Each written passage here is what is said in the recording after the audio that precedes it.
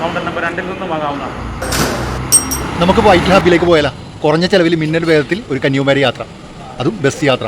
രാവിലെ 4:30 അവിടെ എത്തിച്ചേരും. സൂര്യോദയം കാണാം, അസ്തമയം കാണാം, ബോട്ടിംഗ് നടത്താം, തിരിച്ച് ബസ്സിൽ കുറഞ്ഞ ചിലവ് മതി. പാലക്കാട് കന്യാകുമാരി മിന്നൽ ഡീലക്സിൻ്റെ സമയം അറിയാൻ വേണ്ടി കഴിഞ്ഞ ദിവസം വൈറ്റിൽ ഹബ് വരെ പോയിട്ടുണ്ടായിരുന്നു. 10:10 ഞാൻ ഇവിടെ എത്തിച്ചേർന്നു. 10:45 ബസ് ടൈം പറഞ്ഞത്. 10:21 ഈ കാണുന്ന ബസ്സാണ്. 10:21 ബസ് ഇവിടെ എത്തി. 10 മിനിറ്റ് റെസ്റ്റ്.